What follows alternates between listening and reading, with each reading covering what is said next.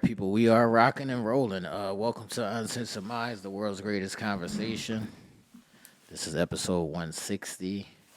This is not the pacified cast. This is not the coddle cast. If you have sensitive ears, please exit stage left, because I'm going to say a couple things. Who am I here with tonight?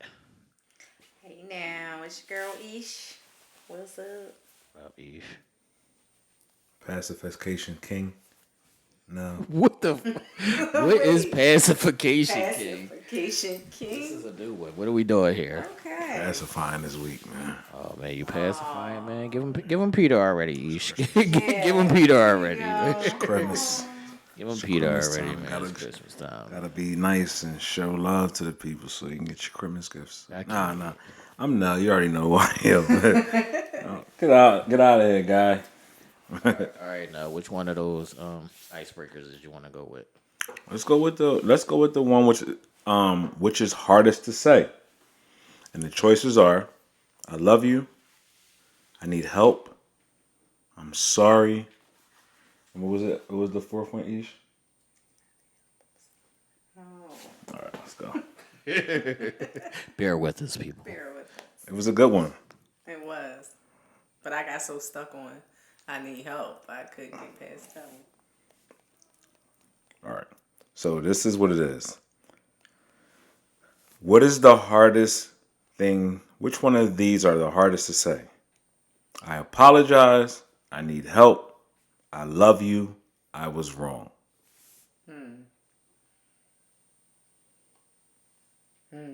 For me, it's I need help. Here we go. Yeah, I can't easily say I need help. Give me the options again now. All right. So the options again. I apologize. I need help. I love you. I was wrong. I need help for me because I think I hate being told no too when I need help. So that's why you Can gotta say it. can we say that again for the people in the back? Because But it's not for the reasons that y'all use it. It's for the reasons of like I hate asking for help just because I feel like I could do it by myself and I don't want the throwback. It be the throwback. I don't fear you saying no to me. It's the throwback. and when you say throwback, what you mean The like? throwing it in Well, your face. because I helped you. 'Cause I helped you do X, Y, and Z. Yeah. Yeah. It's the throwback. What's the throwback? What's your answer now? I think probably I need help. All the other ones I can freely say. I need help. I struggle with just asking anybody for anything. Just I'm strong willed and again I just hate being told no. So I just go out and get it myself or try not to burden somebody else for what I got going on. So I just go ahead and do it myself. But Yeah, that's a tough one. Y'all let us know y'all answer in the chat and the comments. What are the options for the people one more time now? all right, so the options are what is the hardest thing for you to say? I apologize. I need help. I love you. I was wrong. Why they answering that? Y'all listen. What's your second runner up? Like if you had to pick a runner up, like the next thing that would be the hardest for you. Hard to say. Mine is I love you, like I said last Sunday, because that doesn't feel natural to me. I think mine would be I'm wrong. No. I need help. That's your number one, man. Number one and number two. I don't have a problem admitting when I'm wrong. If I'm wrong, I'm wrong. I really will take accountability. Can we stay there for 1 second, man? I don't sorry to interrupt you, but because this shit just tickles my fancy. Maybe we wasn't wrong. You know what I've learned to do is I've learned to do a self-evaluation on certain issues that I place myself in or have been involved in, and I can realize my wrong. Right, I'm talking about the times that you just really wasn't wrong. Absolutely. But mine is a little. I can go say with you right there. The differences between me and you is I'll take my shit a little too far, where you might just cut it off at there. So yeah, you could say, you know what, I realized I wasn't wrong, and I'm whatever. Why am I apologizing for whatever? But me, I might have gotten too upset, went crazy, or whatever the case may be. And I'm like, damn, I could if I just would have chilled at that moment and just left it alone. It didn't have to go that far. So for me, that's it. You know what I mean? Okay. All right, Ish, why do you feel so passionate about your second answer?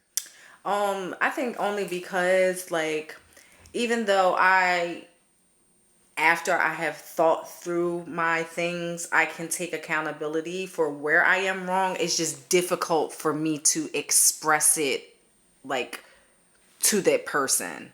Because sometimes, I trip over my words, or I have a hard time getting out my thoughts in a way where they are not, so my tone is not off, or like I don't say them things properly. So I try to think before I fucking speak, so that I don't say shit the wrong way, right?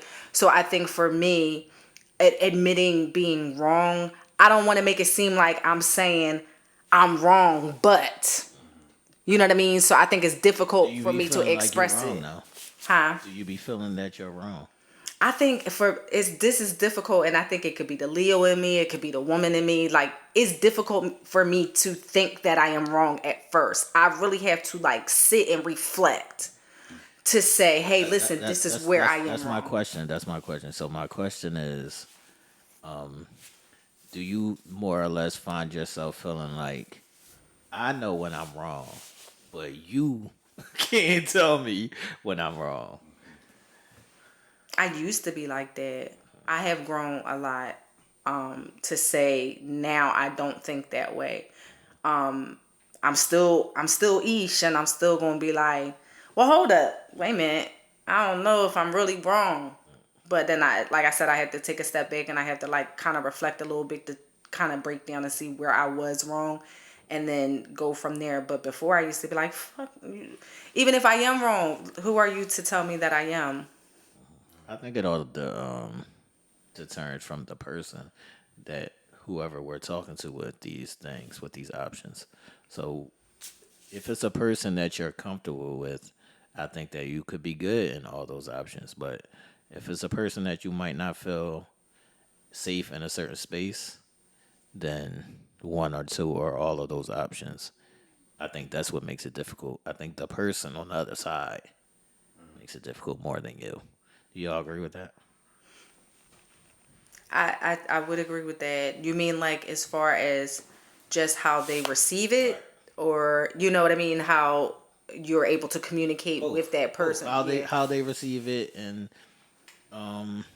more or less how they think. Like you could be like, I want to tell this person that I love them, but they might not be ready for it, or whatever, something like that.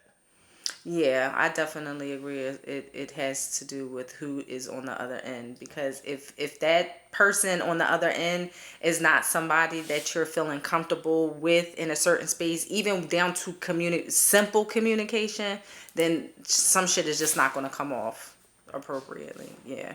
What's your answer now? Yeah, I mean, it depends. Feeding off our other person's energy is a real thing. That can deter you from a number of different things. And it also can actually, yeah, it just can tend to, I would say it can deter you or alter behaviors and patterns that you're looking to, that you may have in your mind. And just be like, all right, I'm just not going to entertain it, or I'm going to just match the energy that they got going on over here, and I'm going to take it a step further. All right, y'all let us know in the comments. That is the icebreaker for episode 160. We are about to get into the shindigs. Now, this is your topic. What type of friend?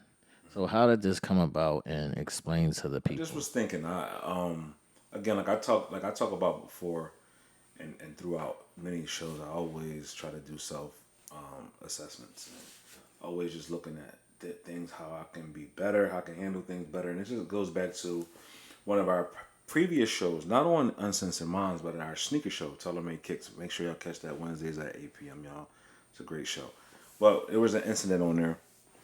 There was an incident on there with a friend of mine that got out of hand. And my question was, because I seen the peanut gallery, as I call it, right? Chiming in, making posts. People was like, oh, that was funny. People was like, oh, it just got out of control for people who had no stake in the game. Right. And that was just friends of mine or associates of mine or associates of another person. And instead of them intervening, they found it to be entertaining. Right. And the question was, are you the friend who sits back and watch, pulls your phone out, and is getting all this footage just to post it and share with the world? Or are you that friend who is going to stop it, mediate, and, detract from the situation so, you and your friend can live to see another day? Ish, what is your thoughts and where do you fall?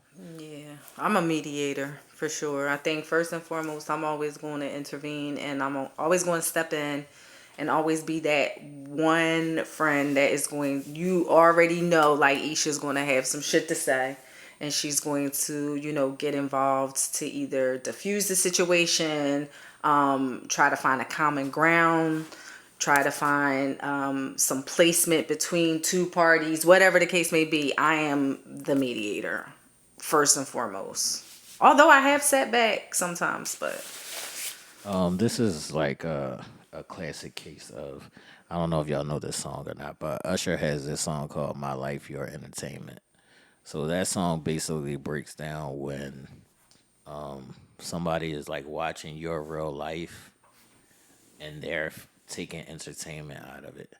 So your hee hee and ha ha and poking at or making judgments on my real life, my real emotions, my real things that are happening to me. And sometimes it's hard to even know that you're doing that to a person. But as far as me, I could fall on both sides. And I think determining on the severity of what's happening, I'll be either a mediator or I'm going to sit back and watch. So if I feel like it's a more serious situation, then I'll be a mediator and I'll try to step in and help. But if I just feel like we just kicking the shits, then I'm laughing with both sides. So, it is what it is. Sometimes shit happens. Sometimes shit get out of control. I think it's a fine line to determine when you step in and when you watch. But we have to remember, even though I laugh and joke a lot, we do have to remember that this is people's real life and real emotions, and we have to be cognizant of their feelings. It just bothers me. One aspect of life that bothers me is just this need to post everything. Need to instead of stepping in to diffuse the situation, we'll take our phones out and we'll record, and that just bothers me. Once it's an intrusion of somebody's private life, then two, it's like, am I your entertainment? Is this are you around me for entertainment purposes, or are you around me because you care? Because if you care, right, in a situation like that, like just let's paint a picture and say I got into a actual brawl, fight. Are you pulling your phone out just to post footage like, yo, this was a rumble, this was crazy, they screaming back and forth, they fighting? Or are you, no, nah, come on, bro, like, let's get out of here. Yo, nah, nah, nah. It's just certain situations like that just bothers me with this world nowadays. And I can understand different standpoints of people not wanting to get involved because, you've seen people get involved and get hurt, or you've seen people get involved and then it get turned around on them. I get it. But I always will take that option or that consequence over not doing anything. I'll take the, yo, I ain't need you to jump in, versus, damn, bro, my person ain't here no more. Now this person locked up, or this person, or it's just so much that is involved in when it comes to the word friendship, friend for me, or friendship for me, that takes it to a whole different level versus anything else. I don't think that we should, all of us in general should be posting personal things. Like, I think people post way too many personal things, even when it comes to their family or their friends, whoever it may be. It's just too much. It's just too much. This is like some things have to be kept sacred. Some things are meaningful, and you look crazy when you posting something about somebody, and then 2 days later you post a picture with the person. That looks crazy. Looks It's wild. very crazy. Right? It's very crazy. Yeah, somebody said to me before, like, I'll be posting like a funny, or I'll be posting something, but in the background, I'm dealing with some shit, or we dealing with some shit, and it'll just be like, but yeah, like that's not what this forum is for me. Like, well, you didn't post anything. You was posting a joke. What? Are you fucking kidding me? Like, so just because I post the funny don't mean real life ain't happening behind me. Like, that's wild to me. And like, the only time some major shit or some real shit is going on with me is if I post it on social media. Otherwise it ain't real or true. Are you fucking, like, that blew my mind, because people really be in awe when you ain't showing certain shit. Well, that's not the forum for me to express that. Like, when my mom is in the hospital, these guys know, or or when something is going on with my family members and some shit is happening, but other people don't know, and they see me post a funny and they'll be like, oh, well, you cool. That's what, like. And No, that's what it's for. Let's stay on this right here, because this is a whole another situation that goes along with all that. It's just be like what have our lives become? Are we slaves to technology, or are we slaves to technology? And Sure. have we become like whores to social media? We For will sure, for get sure. up and touch our phone and go on social media, comment or post before we brush our fucking teeth. That's a fact. How disrespectful is that to you, yourself, your own body, to before you do anything with your hygiene or anything for yourself, you'll go on to entertain social media. Or how do you then entertain social media before you say good morning to your loved ones or the people that matter, that you say matter? Or even having enough gumption or gall to say good morning to your significant other, your kids, or your family before you say it to the world who gives not a fuck about you. Right. That's what bothers me about the whole situation. And that's what it lends itself to saying, what have we become? We say all of these things in retrospect. Oh, I don't care what people think, but you do. I don't care what that person got going on, but you do. My life is not everybody's business, but it is. Because the first thing you do is when something happens in your life is you'll run to social media and tell everybody before you even know the whole story. Or you'll get a phone call from a family member and they'll tell you, oh, such and such passed. You know what they do? Before they can even grieve, they're going on social media and saying, I lost another one. Or this person is passed. Or my friendship with this person is no more. It's nothing is sacred anymore. Nothing is kept close to the hip. Everything needs to be shared. Everything needs to be exposed. Are these conversations being held though? Are these conversations being held in a sense of, first and foremost, we always say you need to know your people, so you need to know your friends and how they like to be handled and how they like situations handled. Like, I know certain people is not play. Like, you know that, so you don't handle them in a certain fashion. But are you having the conversations with your friends to say, Yo, why you didn't get into that? Why you didn't stop that? Yep. You know me. Like me and you know each other from like the dirt. And you know I'm one of them ones who speak up. Like I will have the hard conversation with a person right there and then like, damn, why you ain't jumping that or why you ain't stop that or how you let that go on or why, right? Because I be wanting to know what a person's thought pattern Right. is on the situation, but then too to let them know like that shit is unacceptable. Like Right. that ain't gonna fly over here, Camp. Like you like just remove yourself from me and all aspects of me if you gonna be around here just for the look or just for whatever. So I'm definitely a person that speak up because I value that word friend and I value that friendship that we have because for me it's more than friends. It's like family at that point. Facts. Like we at a point where like friends, that word friends, it's cool, but the camaraderie, the loyalty is like family for me. Isha, I want to ask you, when you're having conversations with your female friends and they want to vent to you, do they come to you more to like just to vent and speak their piece, or do they come to you asking for advice? Yeah, most of the time it's coming to me asking for advice, but and that's only simply because like our circle is very small. Like we don't have a wide range of friends and individuals that we divulge information to. Like acquaintances is separate from like folks, you know what I mean? So typically when we talking to one another, it is for advice. It is for like some sort of sounding board, to be a sounding board, just to bounce, shit off of one another and to come to like some sort of resolve, even if it's not a clear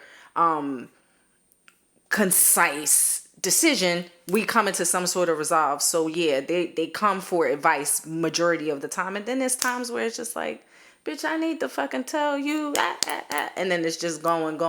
So it's not that often that we vent like that though. And how do you like to be handled? Like, do you express to your friends when you want that the same in return?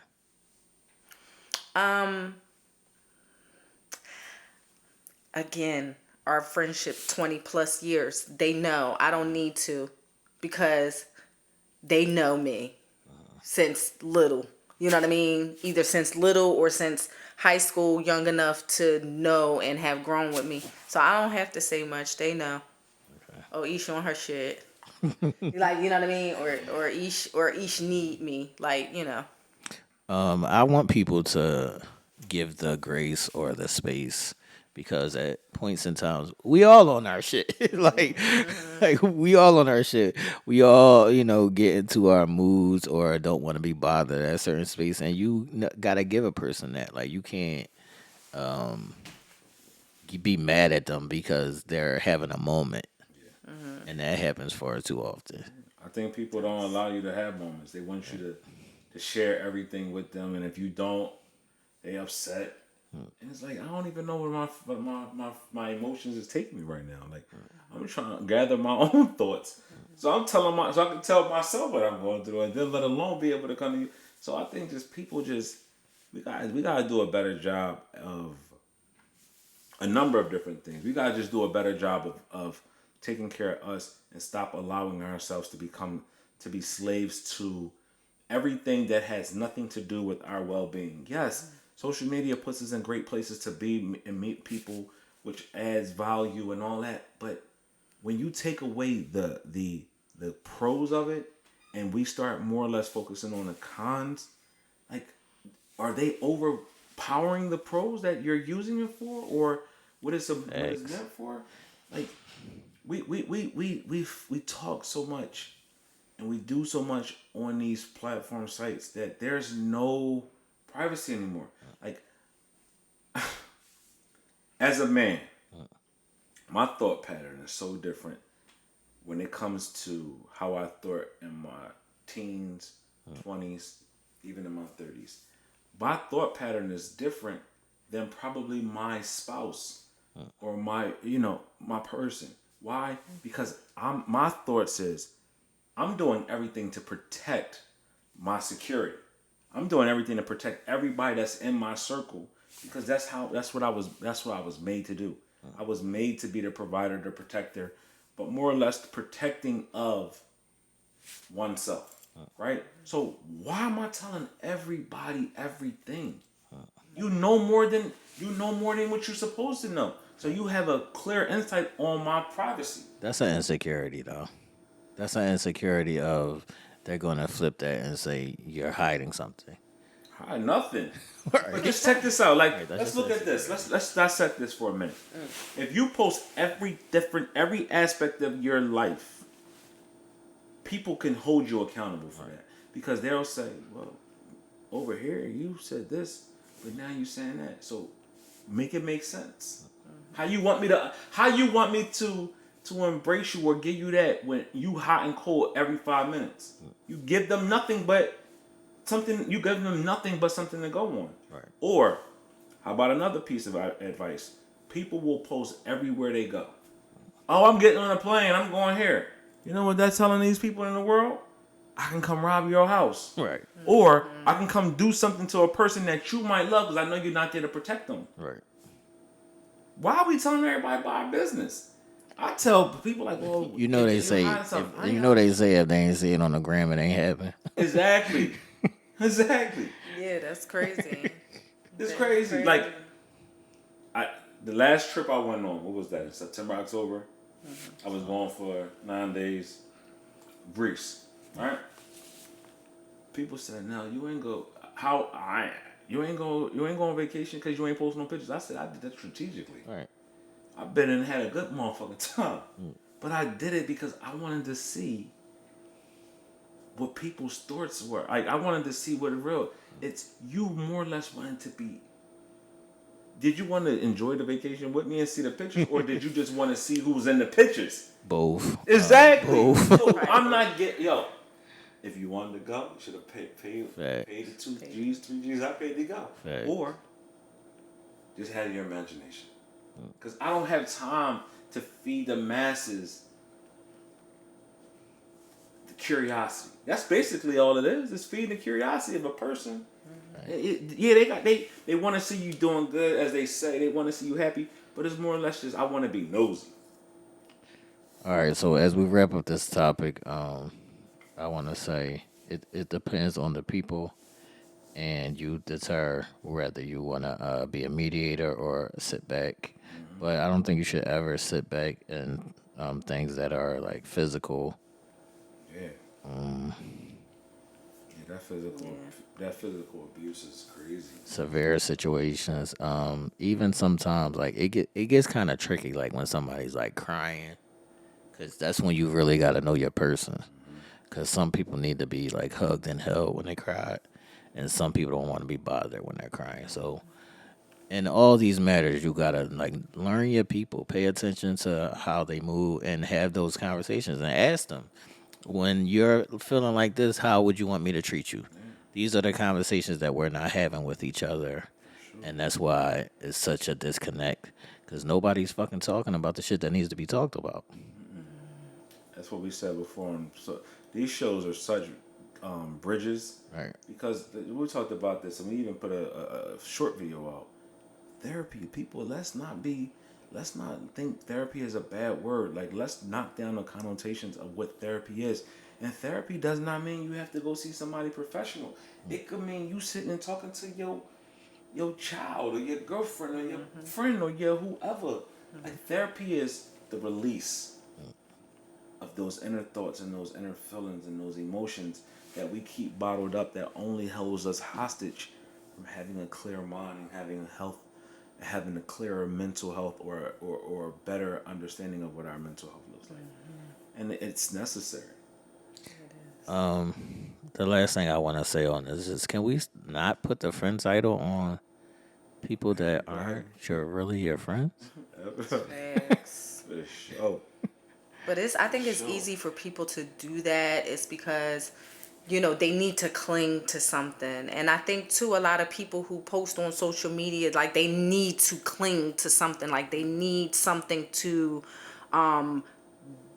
bind their existence in a sense. So some people cling to people, to things or whatever, just because it makes them feel better about themselves. So I've known people to say, yeah, that's my friend. How that's your friend? You've only known her 2 or 3 weeks. Like, that's not your friend. That's an associate or an acquaintance. How is that your friend? Like, some people just use the word too loosely because they want to attach themselves to something else, to feel something within themselves.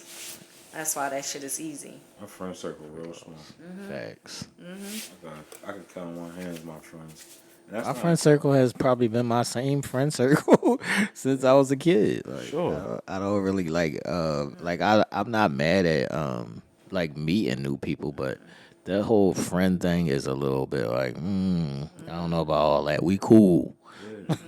But I think too, if people say, "Oh, that's," if people don't acknowledge somebody as their friend, I think they think of it in a negative connotation, like in a negative light. If I'm not saying you're my friend, then I'm like saying you're not good enough to be my friend. It's not that. Yeah, it's not that. It's not that at all. It's just basically stating that, I don't know you well enough to be in that. That don't mean you ain't cool. That don't mean you are shady. That don't mean like I don't fuck with you. It just means that we haven't gotten to that point in time in our acquaintance where you're considered completely my friend. That's what I'm saying. I don't like that quick jumping the gun shit. I don't like if I'm with Nell and we see one of his friends and they meet me with Nell, and then they go and tell somebody, yeah, I know him. That's my yo, Exactly.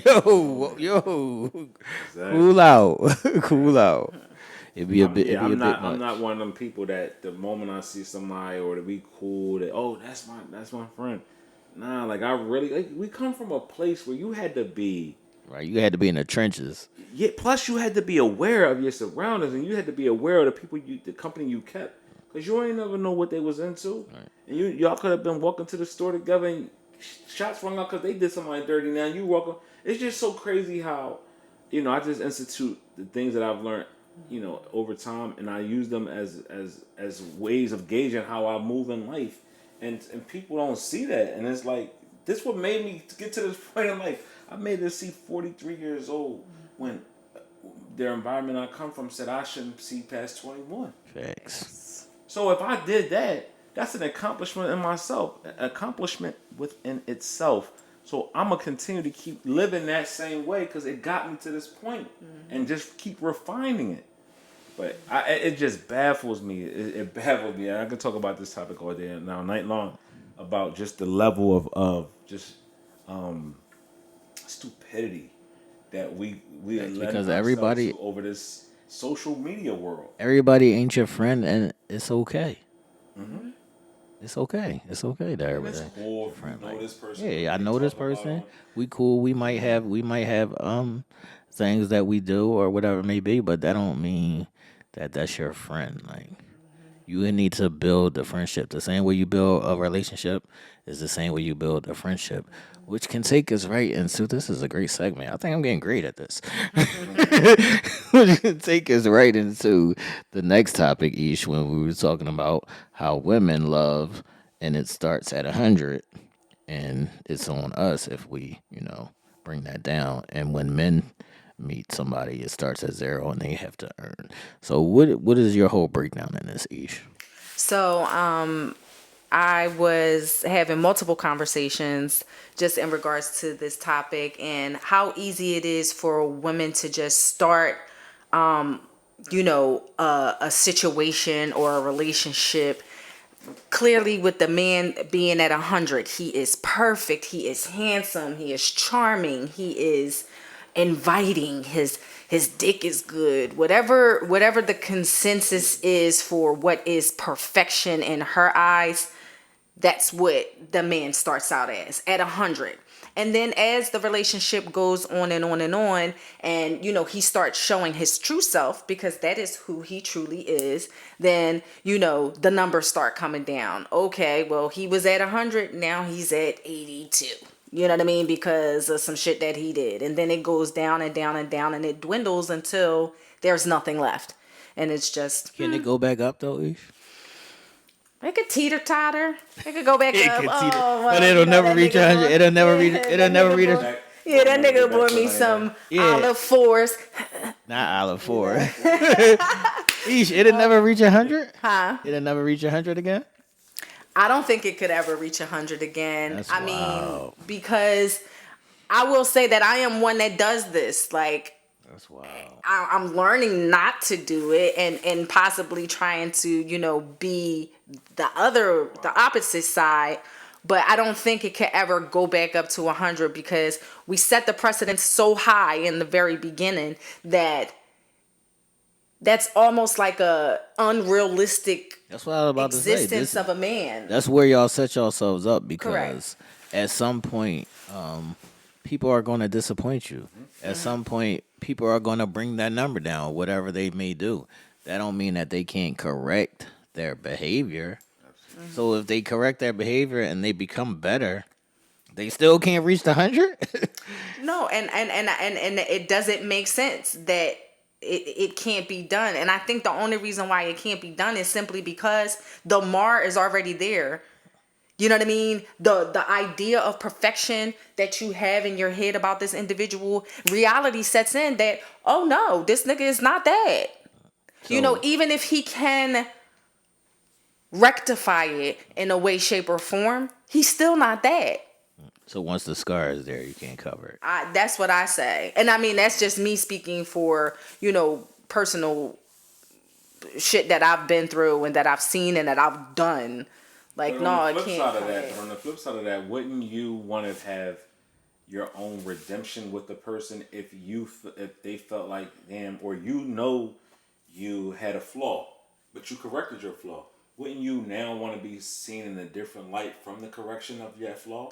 Absolutely. So why wouldn't that same ritual be afforded to somebody else?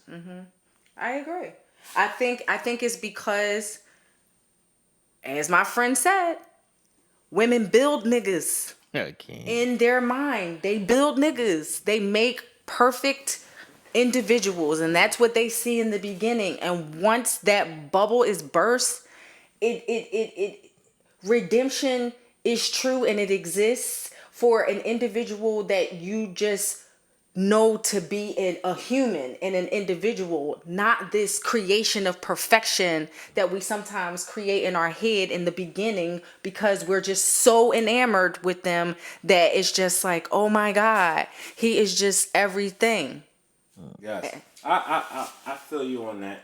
And one thing that burns me is I hate that grand rising king shit. Please don't. I hate that shit too. Please don't. And there's no disrespect to nobody, but please don't handle me that way. Facts. Why? Because I don't consider myself a king. No, I definitely consider myself a king, but I don't want to. I'm a king, Rather. but I'm not the king. The king is God. So anything over that, anything even that, just I don't like being put on pedestals in a sense of, because the moment I disappoint you, again, you just said it. You look at me in a whole totally different. You start to take away from everything that you built me up to be, and it's nice, but it's unfair. I want to know each, how do you even how do y'all even create these narratives? like you just met you just met them and you put them in these places. You're your own worst enemy, it Right, sounds like. and X, Y, Z. How does that even come to fruition? Yeah, and I mean, I know it's gonna be women that's gonna be like, no, I don't do that. No, you know, it doesn't happen that way. But for a good portion of women, I think it's just a feeling that overcomes you when you come in contact with somebody that you get good vibes and good energy from in the beginning. Then, Euphoria, I think they call that euphoria. Yes. And then, you know, in your mind, it's like, okay, well, you know, you start seeing things about him that you just magnify. Okay, oh, he has a nice smile, but it is the best smile that I have ever seen. Oh my God, he has clear skin. It is just the best. And then you just start molding and creating him to be like this perfect human. Like, even with the flaws that you might see straight from the gate, like, you just overlook those flaws because you're just so enamored and you just so want it to be it. But why not let things fall in place naturally? That would only make sense. Because it's an infatuation of a image that you created in your mind that you want this person to follow. And the moment that and the moment that person is human, the infatuation starts to wane. Because now you're like, that nigga ain't shit. He was playing. He was false. He was a false representation of himself. You didn't give the opportunity to because you built them up so high of something that isn't sustainable even to the realest person. Right. Because even the realest person has missteps. Or is it going to do the things or say the things that you want them to say the way you want them to say it? So it's like, give a person the opportunity to be them and allow them to be who they're going to be and be judged off of that. To you, the opening of this topic, you said women start off with 100, but us men start off with a 0. Right. Like, we talked about this before we got on about I guess somebody said it was 4 things that men need, and we was like, that's cap. This is really, out of the 2 things that I need, I have to be physically attracted to you. That's what I'm gonna stop you. Right. And after that, after the physical attraction, now I need you to not be goofy. Facts. It's really that simple. I just need you to be I just need you to not be crazy or goofy, and I can live between those lines because I'm physically attracted to you. That's what brought me over here, and now I see that you got some sense to you, and you're not crazy. All right, let's rock and roll, because now I can start to add the layers that are you that makes you best for me. Not I had to build you all the way up and make you this fucking Prince Hakeem of Zamunda, and now you're fucking silly because you're not the prince. Nah.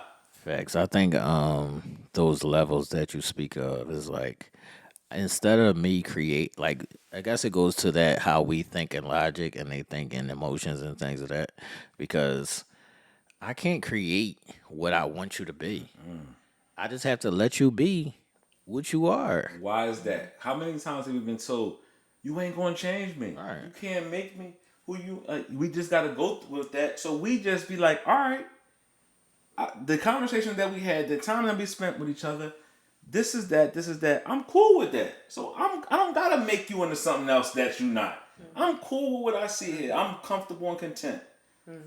I don't need much else, but you just not to be crazy. Facts.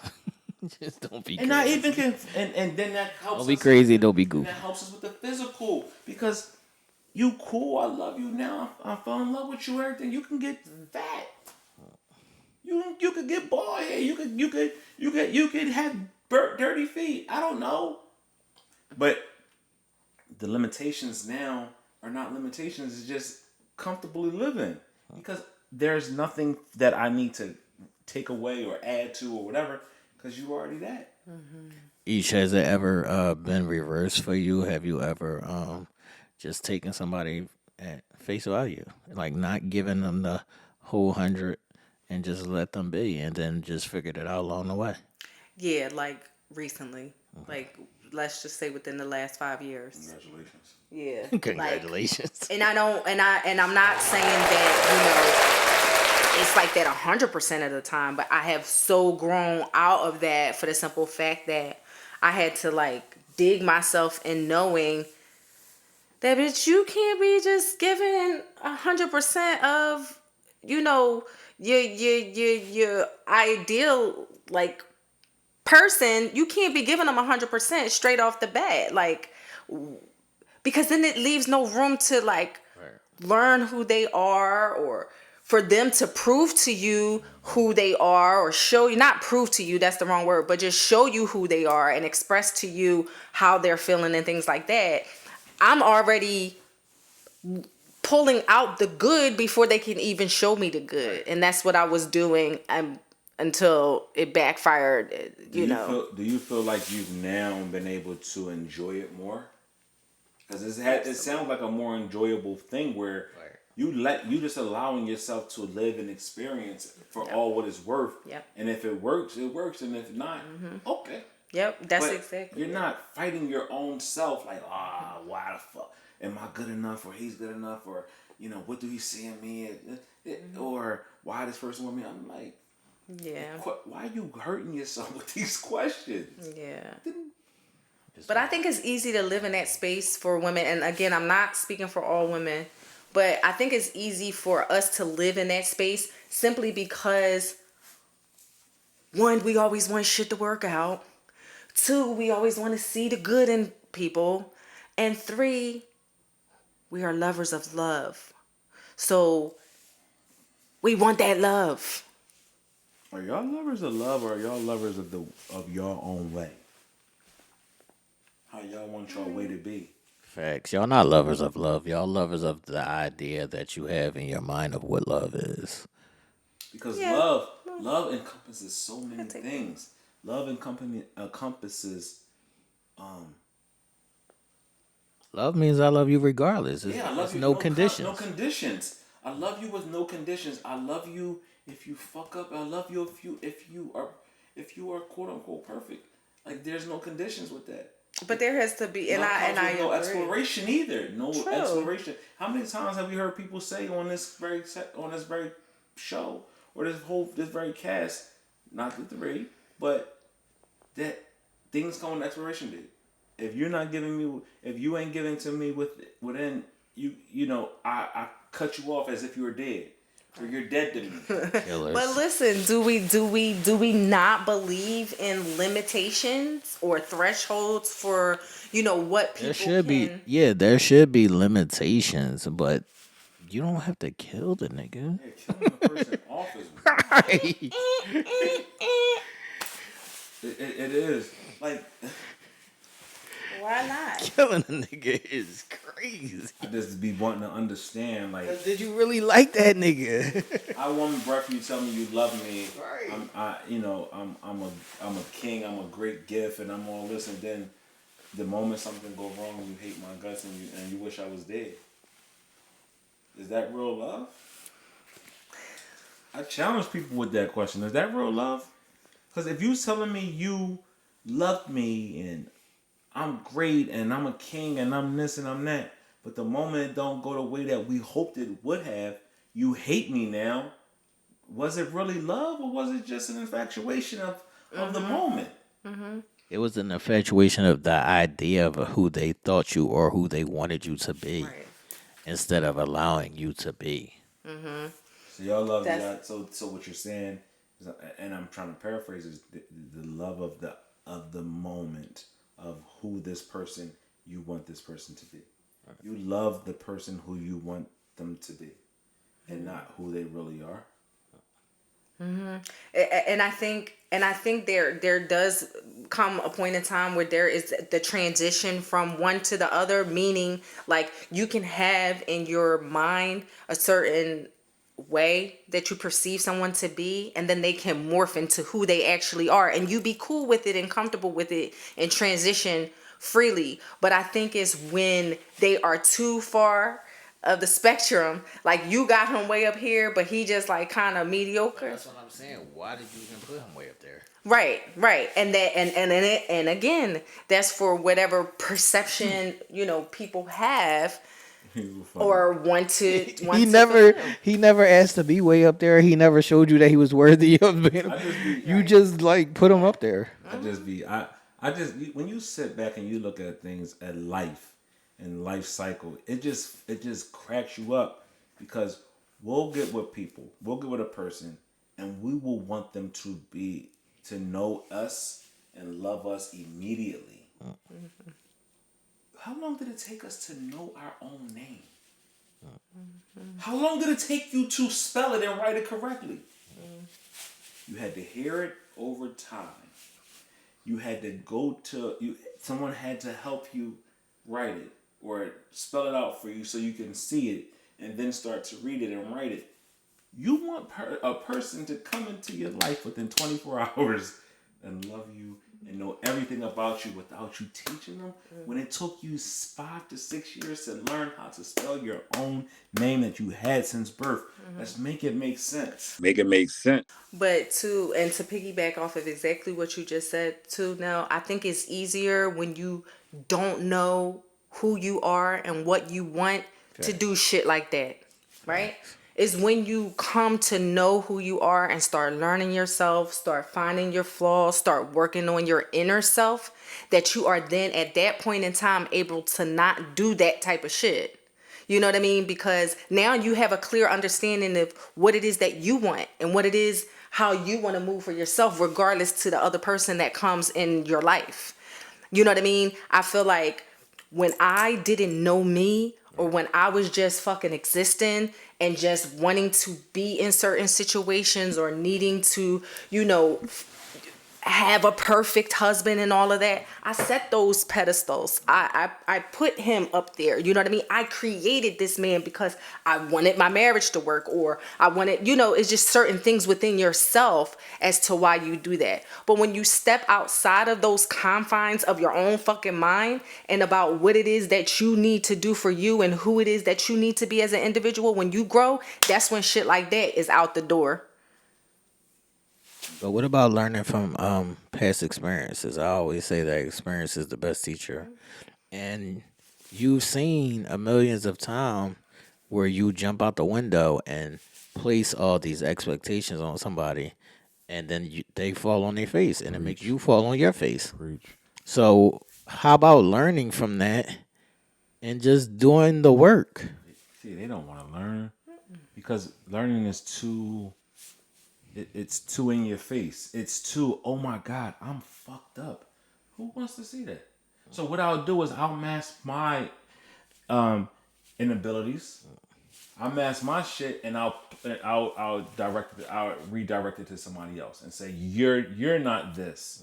You're not that because I don't want to take accountability for my shit. I'll just project that onto you. People do that all day long. Instead of saying every relationship that I got in, it ended prematurely. Right. Because hopefully the end all be all goal is forever, whatever forever is for a person, right? But if it ended prematurely every time, the common denominator is you, baby. Is you jumping the gun? It's you every time, not every nigga. You ain't been with every nigga every day all the time. You was in that. So out of all that, you got to take a look at yourself and be like, damn, what am I doing wrong? I can't be picking the wrong guy or girl every time. I must be a problem in my own life. How can I fix me? How can I love me so I don't keep perpetuating emotion? How can I put my best foot forward so I can make sure everything that I said I did not want doesn't come to fruition again? Because the 15 other guys that I was with, it all came to fruition again. And it reared its ugly head. Or all the other girls that I was with, it came to be the same situation happened all over again. And now I'm back at zero. Facts. All right. So in hindsight, do you think that this is an emotional thing, Ish? Do you think that this is something that you can grasp control of? Because I've seen a lot of girls who can't control it. Yeah, I think it's definitely hard to control. And I think the only reason why I feel it's hard to control is because, again, when you live inside your mind, like that's the most fucking dangerous playground. Like I feel like that's one of the most dangerous playgrounds that you can fucking seesaw on. Okay? Like living in your own head and like just coming up with this shit. It's like a never ending hamster wheel within yourself. Like you can't never control that shit. It's just going to keep going and going and going unless you stop and you sit and put yourself together. You piece yourself together first. Otherwise you're not gonna be able to control that shit. Ever. I can't. I'm gonna pray for y'all. I'm serious. I'm gonna pray for y'all because I see far too many women.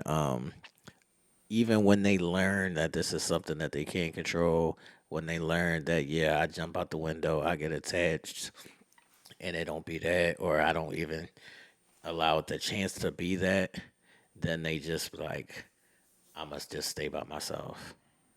I'ma just be celibate. Um, and it's like, just do the work. Or not even. I'm gonna be by myself.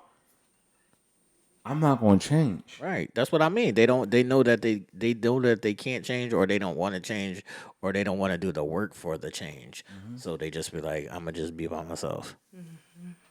And now, so you happy by yourself? That's what we doing. That's your answer. I just consciously I'm waking up, and I'm just seeing things from a different perspective. Like that ain't how life gotta be. Right. Life don't gotta be a struggle. Life don't always gotta be somebody did you wrong. Life ain't gotta be a bunch of negatives. It has such a beautiful lining to it. It has such a beautiful mosaic to it where if you see it for what it's worth, you'll be able to navigate through that. Like, all right, cool, I did this wrong, but now let me fix this so that can be in place. So I now can whatever. It's like your house. If you just clean the bathroom and you don't clean nothing else, it's still a dirty house. Right. You just gotta you just made the bathroom look presentable as if somebody said I need to use the bathroom. It's fucked up. But the moment they leave the bathroom and you invite them into your room, now it's full of clutter. You invite them into a cluttered house because you haven't done the work to take care of home. And you are home. You can't just clean up the bathroom. You got to do every aspect of the home in order for your home to be clean so you don't have to be in clutter or add that person down to the clutter that's sitting over there in the corner. Nah, come on, people. All right. So as we Talk wrap tonight. this up, Talk. I'm going to stand on the way that men proceed in these situations, but I understand women's side or how they move. You just gotta find some control. You gotta find some control in creating these narratives that don't even exist. That's what it is, man. I found a problem within me. What's that? Let's talk about it tonight. I feel like talking tonight. Oh, I feel like talking tonight. I found a Transparency. problem within me that I will never ever blame nobody else but myself, and I've become jaded to the bullshit. I'm so I see clearly now to the point where it's just like, why do we allow ourselves to subscribe to these negative thoughts and this negative energy when we don't have to? If something ain't working, you fix it. You fix it, you fix it, you fix it if you say you love it. If you say you want to be here, then fix it and be there. Right? Let's stop making excuses for our past screw ups. Let's stop saying, well, I never knew that, or I didn't learn that, or I had to deal with that, or that's just my past. It ain't your present. It really isn't. That's trained behavior in the sense of this is my normal. But we can coach everybody else All right. that comes along and we can tell them to be strong and look at this differently and have this objective to things. But when it comes to our own lives, we get dumb. We get amnesia and we allow ourselves to fall back into those same patterns of I don't want to blame myself. I want to blame everybody else other than me. They call that accountability. Take some accountability for your shit. How many times have we talked about that on our show? Take some That's accountability for your What was the other shit. ones we talked about? Entitlement. Entitlement and just so many other things that always brings us back to ourselves. You cannot, when you wake up in the morning, other than checking Facebook and social media, as we talked about, you standing with yourself. You might go into the bathroom and however you utilize the bathroom, you stand or you sit. You look in that mirror, you're looking at yourself. Nothing else but you. And that is who you are every day of your life. So why not make the most of it? Stop having excuses and live life for what it's worth. Stop living in the past and let life take you to where it needs to take you for the present and also whatever that future is. And use your past to fulfill and fuel where you're going to in the future. Why are we allowing that to hold us back and keep us in those doldrums to where we can't see what tomorrow is going to bring us? Why are we waking up then? If we don't do something now to control the very things that we say we want, you truly have no control of yourself. You truly are not even, I can't even call you an individual anymore. You are not an individual. Somebody else owns you. If you allow those past issues in your life or past relationships or past people to have you continue on this motion that you're going through every day with yourself, you don't own you. You're a slave to someone else. And how many people want to be a slave? And let me say something real quick to you, that I want to hop off of what Nell just said and just to kind of circle back. I wrote this piece, right? It's called Silence.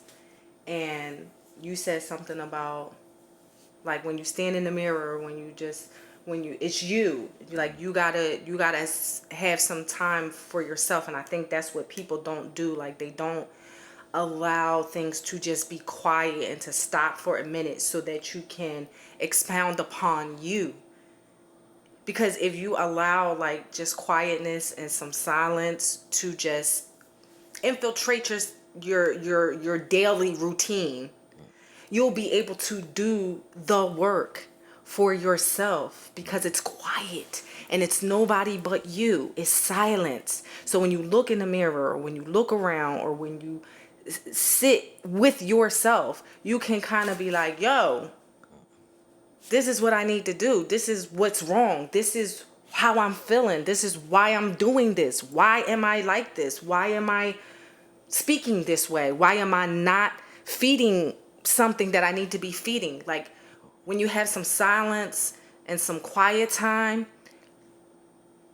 that's when the work is going to start. But if you don't silence your mind and you don't silence the outside world or the outside thoughts, you ain't never going to get to yourself. And you know what I've been seeing lately is people fake taking accountability. Facts. Oh, I know about my shit. I finally figured it out. I got some shit with me. I need to it's fake. It's fake taking accountability because you say you see it, but you ain't making no action or effort to to fix it. All you doing is just telling us. So you just seem like, oh, I'm taking accountability because I see it. No, accountability is meaning you see it and you fixing it. Right. It ain't I'm seeing it and I'ma just say I see it and sit back and still continue to do the same things. Nah, accountability is taking accountability for what you see and making it do what it do. All right, so as we move on from this topic, y'all let us know.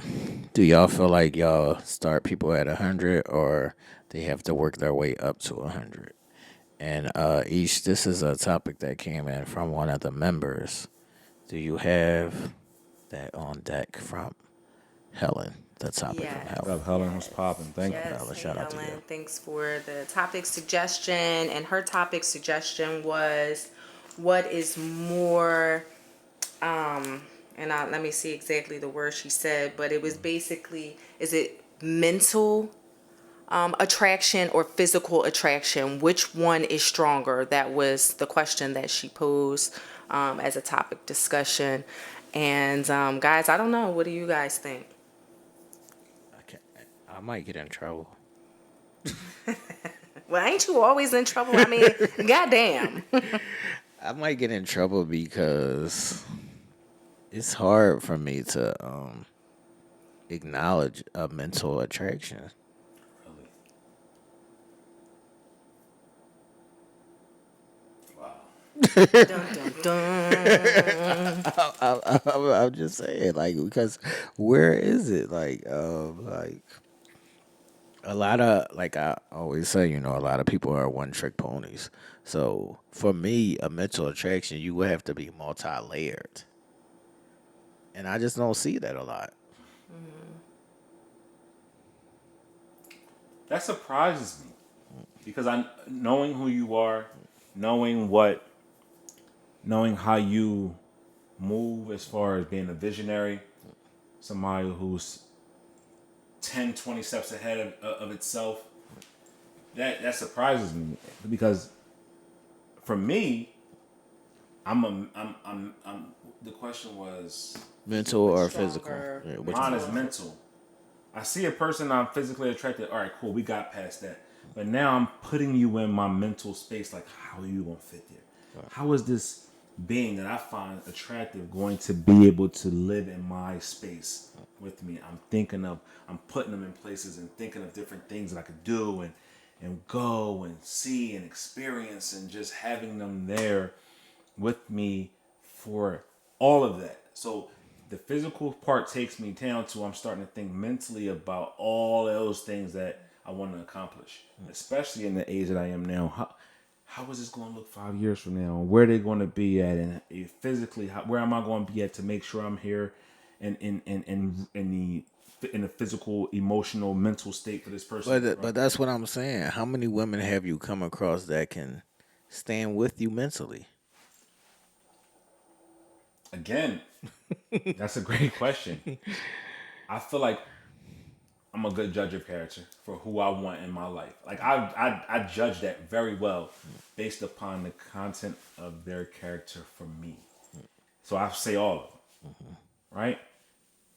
Does it always pan out that way? No, but it still has had its success to where, all right, it is what it is.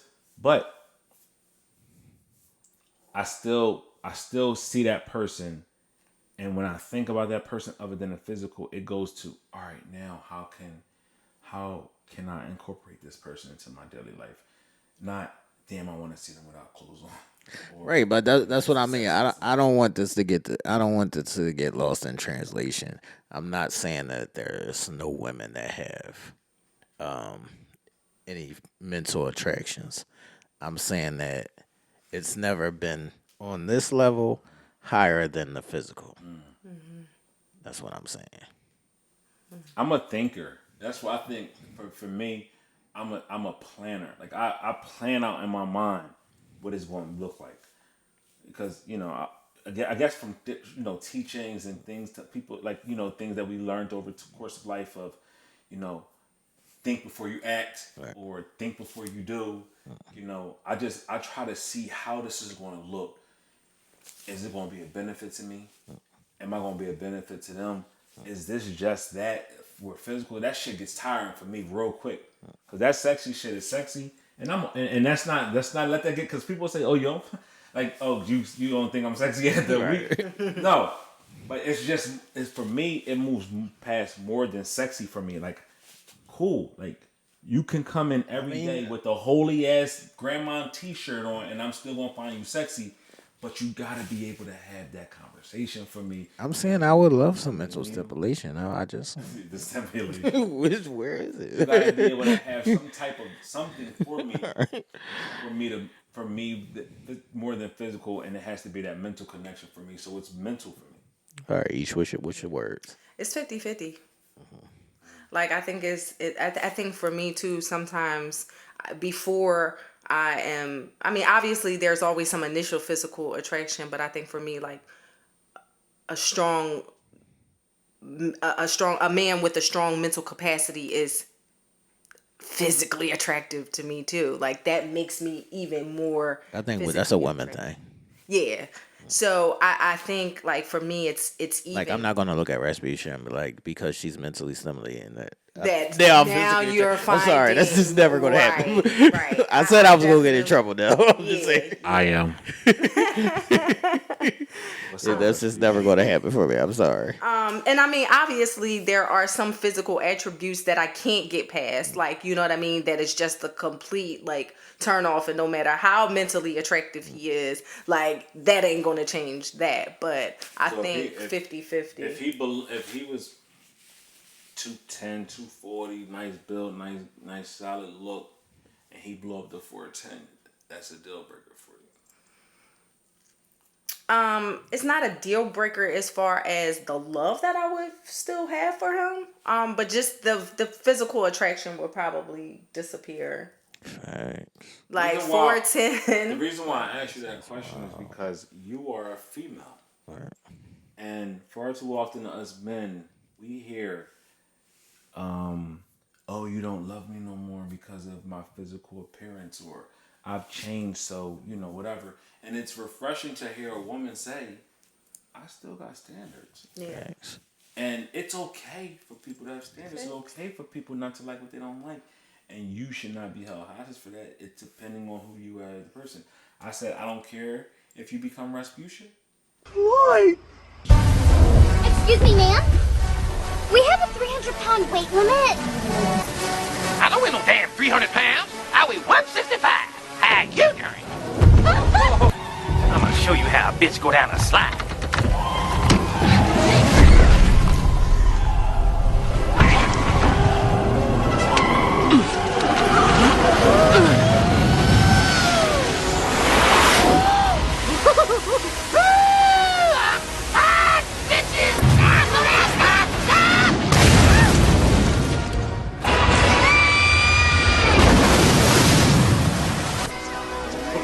How you doing? You do care if he becomes Fat Albert, to an extent. Yeah. The love is not going to wane, but But I care. the physical appetite is. I care. Especially if you're capable of, I had this conversation a while ago with a friend of mine. It's like, if you capable of not gaining Right. 100 pounds, Thanks. like, then, and you just choose to gain 100 pounds, and then you hold him accountable for his physical changes in the way he feels about you physically, that's a problem, sis. Like, get up, work out, get up, eat better, get up. Now, physical disabilities or not being able to work out is one thing. I'm not saying that whatsoever, but I'm just saying, like, you have to then hold yourself accountable. You can't blame him for the changes that he feels physically because you're just saying, doing whatever. You're comfortable, or, you just don't feel like it, or whatever the case may be. It's not, you can't lay that on his lap. And therefore, I wouldn't want somebody to lay it on my lap if you gain 200 pounds and you are capable of working out. Sorry. I mean, more than less. I think your physical attraction should have some limits. I think that when you meet somebody and you're physically attracted to them, like, I think it should be a 30, 40 pound limit in there somewhere. Like, just because now you're not what I was initially attracted to. Like, it's not the same. And that doesn't have anything to do with the love. Right. At all. Like, I could still totally love you at 410 pounds. But babe, when I met you, you was a teddy bear. what I'm Now saying. you're a fucking giant. A jolly green giant. I mean, can we work this out? Like, can we go to the gym? Like, I guess y'all gonna see Nell on my 600-pound life with my significant other. 'Cause No. I don't I care. can't Like, do it, I'm bro. doing it. I kind do of it, step away bro. from her because the love for me at that point is more than just the physical. Right. Yeah, yes, it's more than just a physical, but god damn. I'm on my 600 pounds. I met her. She was one. God I damn. know, but now if you sitting there, and I think it comes with limits or Right. to an extent, because if you sitting there watching her fry chicken in the bed, I mean, because we've seen Fried that. chicken on the George Foreman grill in the bed. And then she just Fried scarfing it chicken on down the and George she's not Foreman doing grill in the nothing to bed. I stay can't. physically fit or just stay. I mean, there's going to come a point in time where you're going to watch this demise, or you're going to watch this happen, and no, your love is not going to lack, but you just gonna be physically disgusted. Yeah, you're gonna be like, this shit look crazy. You be disgusted. I'm gonna be physically disgusted because of what comes with that. Right. Oh, nigga, The you're not gonna be. opportunity for death comes with that. But you're not gonna be physically disgusted with the roles. No. You're not gonna be physically disgusted when she can't bend over. No. You know why? It's the word that we said so many times. Conditional or unconditional. My love is unconditional. I don't care. I got physical Don't conditions. I'm care. sorry. It has no I'm going to sit with you next to in the office, in Dr. Nell's office, and they're trying to get the 600 pounds off you because I care. I just want to say that sometimes it hurts when my brain is so big. So, I'm just saying, sometimes it hurts when my brain is so big because, like, you can't run bullshit past me. Nigga, I'm still gonna beat it. No, I'm not saying that. I'm saying the mind games. The mind games. Like, you can't run bullshit past me. Like, I'm gonna catch it and then I'm gonna call you out on that shit. Still. That's what I'm saying. I want to be called out because I'm playing with Shorty if she's 600 pounds. Like, if I like this little motherfucker, All right, like her. so yeah, you might like her, you might love her, and sure, you might go with her to the doctors. Just think of it though. Take the weight loss out, take the pounds off of it, and put me in a whole nother situation. If I like women who are 10, 20, 30 years older than me, they are going to change. Okay, yeah, but that's drastic and significant that's change. Not drastic. Look, you can be 50. Yo, 250 to 400 pounds That's is a crazy. drastic change. 50 Now. You could say a 50-year-old versus a 70-year-old to some people is a drastic change. True. For me, it wouldn't be. True. Because what happens with age? Different things change. Yeah. Shit gets wrinkly. Right. Shit starts to fall. Shit don't be the same. But I still will fuck with you. So that means that's 400-pound motherfucker. You're a better man the than me. same I'll person say that that. she's saying. You're a better man than me. I'll say that because I just can't imagine it. Like I would rather like if we're growing old together and you're getting old and wrinkly and I'm getting old and wrinkly, cool. But if I'm young, sexy, and fine, No. Gotta work Hold on up. that, This too. nigga know. My first true love. Dorothy. Coming through the block. Everything. I was 18 years old. And this is not a coming to life party. I'm not trying to have no sexual. I don't want to take it to court. But I was 18 years old when I got with her. right? She was 56. We had a 14-year relationship. Right. I mean, she was in her fucking 70s. Right. When we disbanded. It wasn't because she was 70. It's just because the relationship ran its course. We were going in two different directions. The love was still there. It's just that Yeah, but you don't think that plays a part in the going two different directions? the two different directions were not limitations on who we were as a person. It was just, I wanted something different. Right, but that's what I mean. You don't think that age plays a role in that? There's something different, but she was still married. Okay.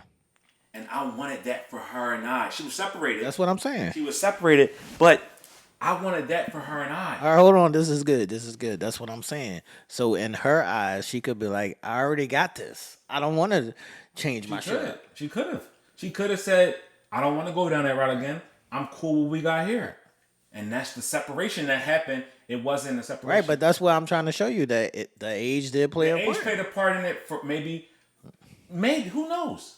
Maybe was it the age or the conveniency of Yeah, it could be a combination. Situation over here. I don't gotta worry about this again. Right, it's a combination. Right? So if you was with me at 18 years old, 17, going on 18 years old, the age couldn't have been because now I'm not that young boy no more. I'm a grown Right, man. right. That's what I'm saying. The age didn't play a part in it when you were younger. The age is gonna play a part in it when you get older and you start to wanting see, more. Yeah, I want more. Absolutely, it could have been. But for me, I wanted a little bit more than what was continually going on. Right. So I had to make a decision. Right, and on her side, the age plays a part in it because I don't want to give you more. Absolutely. But then I understand that. And that's a decision that we both made. But it didn't happen off of weight. Right, it wasn't physical. It didn't happen off of the age because it wasn't. I still was attracted, and I had no problem. I had no problem saying she's mine and I'm hers because it was more about the love than it was about the intangibles. And that's what I'm trying to get to. Like with me, I don't care if you gain weight. I still love you because it's unconditional at that point. Because I mentally put you in my foot. Mentally, you got that place. It's a number amount each. You can't change. It's hard to change me mentally. All right. When it's my core values. All right. Right. Yeah, it's a number limit on that weight. It's a number limit. So do you got a number age and a number limit? So could you mess with a 75-year-old? No. And you couldn't mess with nobody 300 pounds or more? No. Okay. I mean, that's everybody's choice. Yeah, we all got our preferences, we got our choices, and nobody's jaded for their thoughts. Ish. What? Same Do question. I have an age limit? Yeah, I can't mess with nobody 75. Did you mess with somebody 60? No. Wait, the weight ish. No. Did you fuck with somebody that's 350 or over? No. So could you mess with somebody who wasn't mentally there with you now? Who? Like she acts like a fucking child. That's what I'm saying. That's mentally is a fucked up place for me. Right. If she acted like a child, what's a child? Like she was just throwing temper tantrums and shit. I mean, like she's old, but she never grew up. That bothers me. Right. That's unattractive though. Right. So that right there would turn me off physically, and wouldn't even allow me to get to the part mentally because I see you as this little girl instead of this grown woman. Because you're in the body of a grown woman doesn't mean that you mentally are that point. Right. And I think we all as human beings face that. You got men and women who face that, and the women, I know y'all face that often where y'all dealing with guys who are representations of the age groups that y'all want to be in, but mentally they're not there. Facts. And the same thing goes for the men, where we're dealing with women who choose to want to still live in their teen and adulthood. I mean, young teens and I will say when it comes to my physical attraction to women, it is shallow, but I'm not gonna leave you. Like I'm not gonna leave you if something happens to you. But I think weight is something that you're in control of. Are you? Yeah, you're in control of gaining a fucking 100. Hold up, but what if, no, because what happens if Shorty had a medical condition that forced her to be on a type of medication that put weight on her? 150 pounds is a lot. And so she has this medical condition and she gets on medication that puts weight on her. Is she still physically able to work out or control her weight? But even if you work out, it still ain't gonna help you lose 150 pounds. That's what I'm saying. It should never. That's what I'm saying. It should never be the 150 pounds. Right. You might got that person might got a liver deficiency, a kidney deficiency. They might got heart issues where they can't work out like that, or they might got overactive lymph nodes or anything. Women's bodies is crazy. Men's bodies is crazy. You never know, and it could be like 1 minute this motherfucker is perfect. Next minute, Yo, do you know how much 150 pounds extra is? It's to take a lot for that. But Man. the reason where this is coming from is because I live with these. I live with ailments that could put on. Could just make 150 pounds a lot. Right. 150 pounds is a lot to carry at one time, but it's real. I can't. Nah. No, I can't. I mean, I get it for like certain health issues and shit, but I mean, if you in control of it, it's no. What if the it's nigga just no like barbecue? absolute- Nigga, you need to cut That's what down. I'm saying. If they Or- just sitting there eating and I'm shit, saying, like, all right, that's not look, you can cool. like barbecue, but after you eat this barbecue, we gotta go for a walk. Yeah, work right after you eat it, out. nigga. Like, and you can like barbecue, eat one piece of Right. chicken, not How five. many Get a people portion. have you seen get in relationships and they get with their partner and they get comfortable? Facts, but that be like 20, 30 pounds, Nell. That don't be 150. Right. 150 is I wow. mean, like, listen, I gain weight. Like, sometimes I'll fluctuate. Sometimes I'll be skinny, and like now I'm getting thick. I look at my fucking self in the mirror and I be like, yo, you gotta chill. Like, you gotta stop eating that shit. Like, there has to come a point in Right. time. And yeah, I have my own little physical ailments, but not anything to the fact where I have gained 20, 25 pounds and now I'm about to gain another 50, 75, and then now I'm 250 pounds and I'm, you know what I mean? That's what I'm saying. Like, there's some sort of control or that you have. It's only one do thing it, that sorry. would physically that I can't stand to change. What's that? Cutting the fucking hair. Facts. I agree. Like, if I met you and you was bald head, cool. I don't if I even met think you- I don't even think I could take a girl serious that was bald headed when I met her. No, I'm just saying, if I met you with a certain hairstyle, or you had short hair, or you That's was how whatever, shallow my physical I'm shit is, man. cool I'm sorry. with it. But like, let's not like go to the nigga cut. If you had hair before, like you see the girls gonna get the blonde hair in their hair. Like black women, we don't gotta go with the blonde hair. I like the blonde hair. It's cool, but you gotta maintain that shit. Yeah, you do. Cause you got the blonde hair that started looking dirty, like a dirty rug or shit. Like it gotta be maintained. You got some women that's wearing it very well. I'm not saying it. Please don't take that as an offense to nobody that got blonde hair. I'm not saying it. But I'm saying, like, if you had Ish and then you came home one day with a rug head, I'm like, yo, who the fuck is you? Who the fuck is you, Nah, shorty? who the fuck is you? Who is you, shorty? That's my only shorty. prerequisite. Everything else, you can gain 2,000 pounds. You can become 90 years old. Now he just went from 600 to 2,000 each. I'm saying, I don't have a problem. Go crazy, man. It's all crazy. You want fried chicken in the bed? Just make me a breast. Right. You know what I mean? Put me a breast to the side. No. his no whole frying chicken his in whole the right bed. side of his car, the shocks is gone. Yeah, fact. Shocks is gone on that joint. Rasputia when she was getting in the car and talk about something. Who adjusted my seat? No. That's where the shit stops. You're not getting in my car fucking with See, now they can't get your car. What you gonna sell up? We can figure something out. We can figure something out. I call you an Uber. I'll meet you there. Right. But I love you, babe. But I love you. I can't do it, man. I'm sorry. I'm shallow. I'm sorry. I'll admit to it, man. I know my flaws, and I'm shallow in that manner. How many of y'all out there in the comments and comment world would continue to date a person if they gain, let's say, 50 to 100 pounds? Right. And I think 50 may be. I think 50 may be my max. 50 your max? Maybe. If you more than 50 pounds heavier than you was when I met you, I'm gonna start being like, what we doing? So you like little short, you like little petite joints. No, they don't gotta be You petite. like the little, I like Lola slim thick. Brookses and you I like slim thick. Okay. So if Lola Brooks or J Lo put on 60 pounds, you telling them to lose? Fuck yeah, tighten up. I mean, you true to you, true Right. to you. So who can be mad at that? At least you let them know at the beginning. Yeah, fuck yeah. Ain't tighten it? up. Tighten up. I like a slim thick like an Angela Simmons.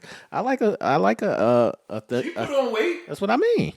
She But put on weight. that's what I mean. But she also work out. You see her working out too, right? You see she ain't gonna let that shit sit forever. And it's going into the right place. Right. So she getting thick in her hips, and her Right. thighs, and her booty. Like I like a Ashanti thickness. I'm cool with that. That's cool. I'm not thick up. Like I'm not opposed to thickness. I'm opposed to out of controlness. Like taper that shit at some point. I'm cool. You comfortable?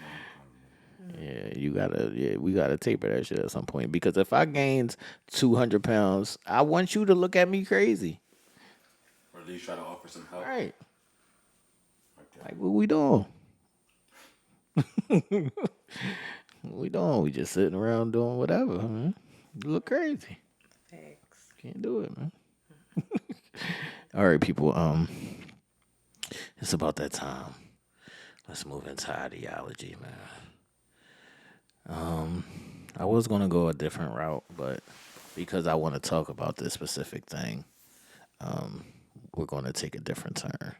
So I mentioned Deion Sanders and Tracy separating. So they were in an 11-year relationship, and now that Deion is a little bit more busy in his career, It's just not enough quality time for her. So the ideology for tonight is going to be, can you have both? So I want to ask both of y'all, do y'all think it's possible to have a full, healthy, happy relationship and a super busy career? And tell me from your both of y'all's personal experience, how has that fallen on y'all? That's good. I feel like no. I feel like one of them will suffer at some point, at some juncture. Either the business or the love is going to lack somewhere. And that's going to leave the person having to decide which one is greater, which is unfair because they're both equally important, but one is going to have to be more important at that point in time, whether it be business because shit is popping and you elevating and you gotta hone in on that and you gotta focus because it's too much shit on the line to lose if you don't. Right. And then home is going to be suffering a little bit, or emotional attachments are going to be challenged, whatever. Like, something's going to fucking lack. And I just think that's just inevitable at times. I agree. Now, what's your thoughts? You got both? Hit me with the question one more time. Do you Just 'cause think I it's wanna make possible? sure I Right. answer right. Do you think it's possible to have a full, healthy, happy relationship at the same time that you have elevating in a super busy career? No, I would love for it to be, but the the person in the relationship who does not share that same dream or vision, or even taking that same journey with you, is not going to truly understand exactly where you are mentally within your dream. So they will feel as if they're shortchanged, and it's understandable because with anything that we place an importance on, we go, depending on who you are, you go super hard.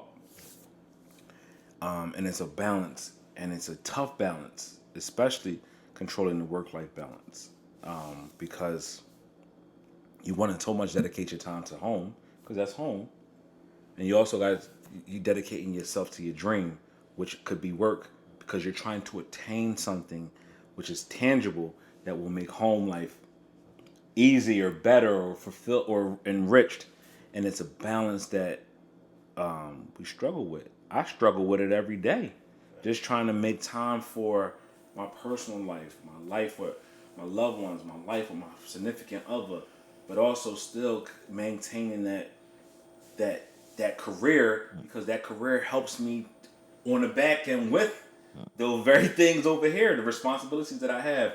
And people say they understand, but then they still have their own Yeah, they don't. feelings, and they have their own selfish ways, and that's understandable. We all want what we want, and it puts a burden on a person who is me to kind of figure it out. And it's like, damn, I want so bad to be everywhere every time for everybody, but I can't. And how do you balance that? Right. So I want to ask you, Ish, because before you like an ambitious man. You like ambition. So an ambitious man is not going to have the quality time that you want and require. And are you good with that? I think for me, it would be, I'm not going to say easy, but I'm going to say just a tad bit more tolerable because I got my own motion. Like, you know what I mean?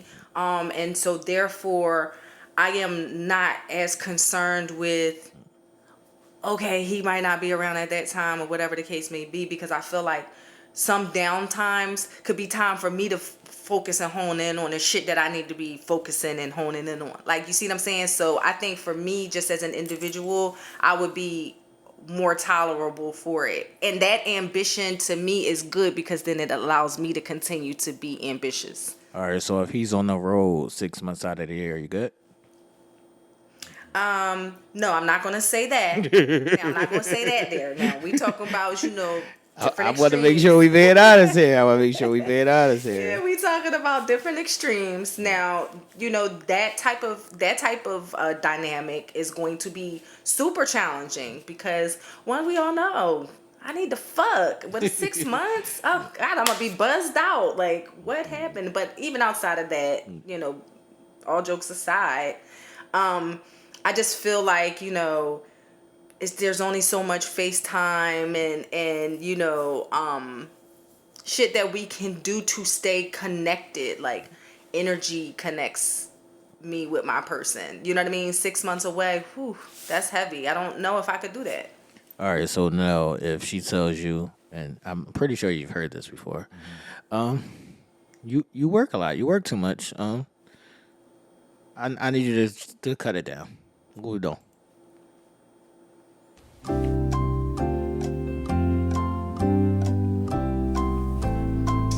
It depends on what I'm working for. It depends on really what I'm working for.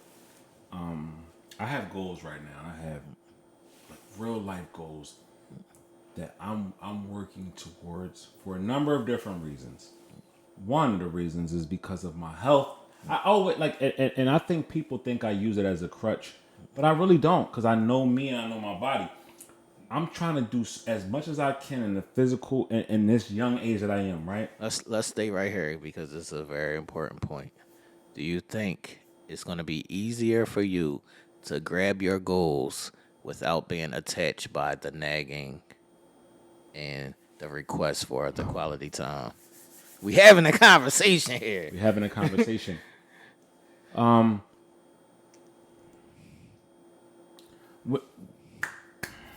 when there is no resistance, it's easy. I don't see it as resistance. I just see it as this is what I want in my life. So I have to maintain and maneuver that. But absolutely, if you had nothing pulling at you or you had to vert your attention to, you can go as hard as you want to because there's no consequences with that. You go where you go and you don't have to check in and you have to worry about anything. But I work hard because of the very things that I know I could be facing in 10, 20 years. Right. And that's old age. That's not the limitations of my MS or my disease. It's old age. It's maybe these careers ain't here no more and this money ain't here no more. Let me take advantage of it now while I got the energy, the stamina, the wherewithal to do it in this young age that I am. So if something does happen, I've done it and I was able to sustain this lifestyle for myself well past where I'm at now. And that shit affects the people that's over here clamoring for my time and attention, which they don't understand all the time. Facts.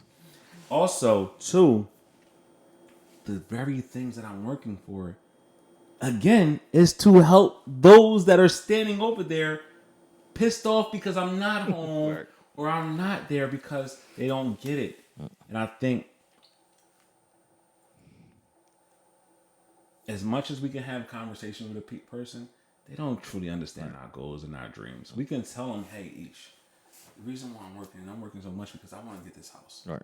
And I have responsibilities outside of just the normal 9 to 5 daily bills that. But I'm glad that you said I'm glad that you made your point in this whole situation with the goal in mind, because far too often people are moving without a goal or without a plan. So when you have a goal and a plan, you can say this is how much time I think it's going to take, and are you good with that? And now you've laid it all out for them, and they can say either I can be a part of that or I can't do it. But another problem was going to come in when the person says, "Yeah, I can handle it," but they can't. You can't handle it. You can't handle it. And that's a balance that we gotta. That's a balance that we both have to understand and create. Because I can't be selfish and say, "Well, I told you what the fuck I had going on, so you got to deal with it." Now I got to be able to be flexible within that and still try to find ample time to dedicate to that. But then my person has to also be cognizant of that and saying, "All right, let me create moments that I know that we both can benefit from, even if I gotta wait just a little bit."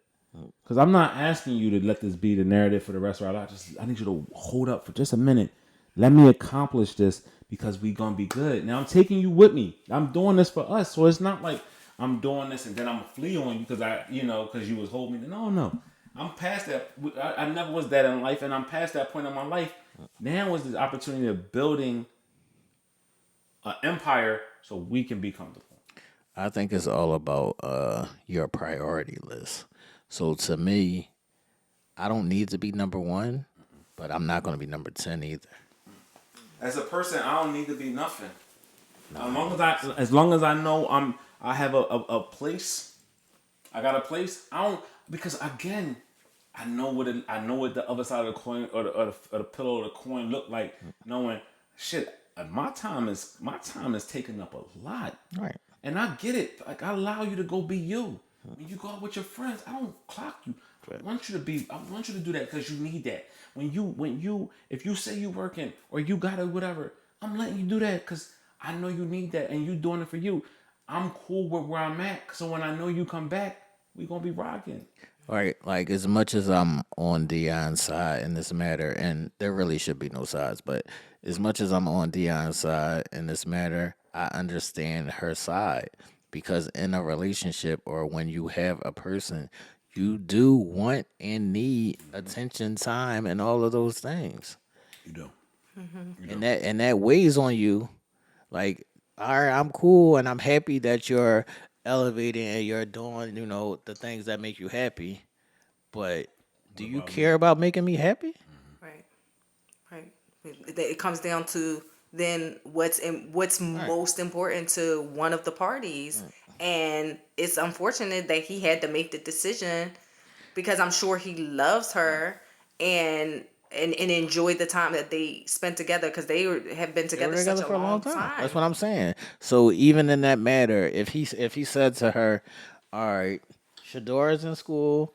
Shadora's got like 2 years left. Shiloh has like 3 years. In 5 years, I can scale back a little bit." She couldn't handle that. That's what I mean. she couldn't handle that. You know what it is though? So with that situation, after his playing career was over, he went into broadcasting. And that took him away from home, but it still had Right, him. he still had time with She her. still had him. Right. She didn't have to share him with the kids because they were kids. Right. And they were still back and forth with their mother or whatever. So now that they're older, he wants to be the dad that's hands-on. Right. He wants to be that, and He's the coach. he's the coach. So it's a balance that The coach is At the end the of the coach is day- like double time. So now I'm being a father and a coach. So if this is 24 hours a day, this is probably 18 hours of my day. I couldn't even see the situation playing out to where he's just the coach of his sons to see that they get to the next level. Right, but that's what I'm saying. Him being a coach, I'm not just a coach of my sons. It's 60 I still other got niggas on this I still team. got 60 other people on the team. Right. So yes, I'm still around my sons and Right. whatever my daughter, because she go to the school Right. too. I'm a dad, Right. but this is my job. Right. And sometimes people don't see that, but they still need what they need, and I get it. It's crafty. Right. It's hard. Right. It is really hard when you're motivated to be something. Right. When you motivated to be something, it is hard to turn that shit off and not have both parties tugging at you because you want to spend time with your situation, with your lady, your man, or whatever. You want, and you gotta work because that's just what's sustaining this lifestyle that we're living right now. So what do I do? Each is this a time where maybe one of those breaks could be needed? Yeah, I mean, breaks. Whoa. Throw the people in on the break. Yeah, They know I what mean- the break is. yeah, I Throw the people in on mean- the break 'cause they don't know what you're talking I'm talking about real average shit. This is average So shit. basically, no, that's not average shit. How's that 'Cause not that's average shit, Ish? Because his career generates. Wait a minute. This is exactly average shit because a guy could be like, yo, I need 4 years to get I'm an entrepreneur. I need 4 years to get my business popping and I got to go hard. So this is, Well, yeah, like, this is just that's as equivalent. different. That's different. I can agree with that. But if we just if you're not an entrepreneur and you just want to take a break, that's what I'm talking about. okay. Yeah. Now, believe me, as a woman who is involved in a whole bunch of shit, I can understand that. I can appreciate that. I can appreciate your hustle. I can appreciate your movement and you needing time to feed that. Because you know what? As you're taking that time, you know what? I might just need to take some time to feed So my you shit. saying he can't be working at McDonald's and take a break? Fuck no. Nigga, what? What you need a break for? So that you can learn about the floor better? He's mentally fucked up. He works at McDonald's. Okay, break it for forever. Break it forever. Here, go eat. Break it for Yeah, forever, break it y'all. forever. Here Break come the it serial forever. killers. Break it for forever. Break it for forever, man. Break it forever. So, Ish, what do you think? What do you think about the situation between Dion and Tracy? Do you think a break could work for them, or do you think that this is just like at the age that they're at now? It is what it is. It's hard to say. I do feel like she should allow him a little more grace. Just being somebody coming from a business standpoint and a business background that she has, and times where I'm sure that she was shaking and moving heavy, and she should be able to see the vision and understand the importance of it, and not necessarily take it so personally to the point of giving ultimatums of, hey, provide me with more of time or whatever she's asking for. You know what I mean? I feel like her not allowing grace in this instance is a little unfair to him, especially now when he's at another peak in his career, because this time that he's in is major. All right, let's throw a monkey wrench in this. What if Dion was unfaithful? Totally different situation. I don't think that's the case. I don't think that's the case, but we're just playing devil's advocate. Let's say that's the case. Is she wrong? No. There shouldn't be no amount of grace in this situation. And unfaithfulness? Right.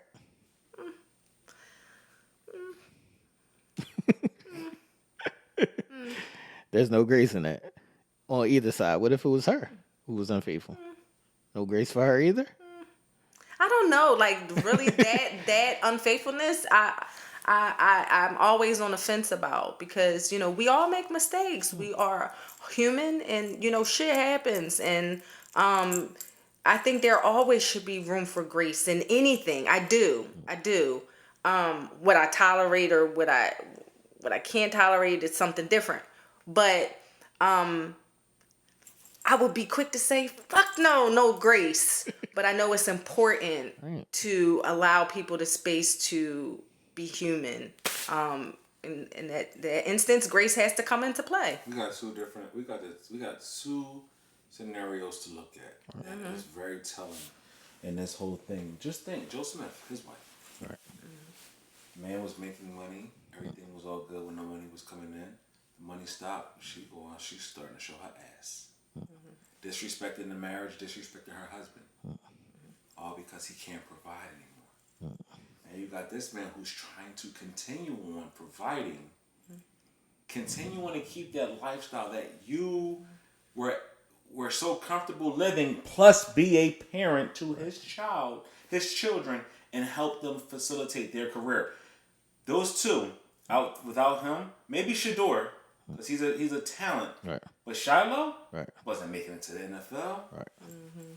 His dad is fostering those relationships that he's got. He's using his platform to highlight his kids. I'm being a father now. Right. And I'm also bringing in money. Right. I need your baby to just relax for a minute. I'm going to come home. That's me. I'm going to come home. Take this ride with me. I would say something. We as men, I get in trouble, man. sometimes we as men, we think we're doing a job by safeguarding our significant other from what that world looks like, because we just want them to be comfortable, and we forget to bring them along the journey. Now he may have said, "Why don't you come with me to Colorado, and we can get you a role in this?" Maybe not. Maybe she said no. I want to stay back here with the other kids. I don't know. Who knows? Only they know.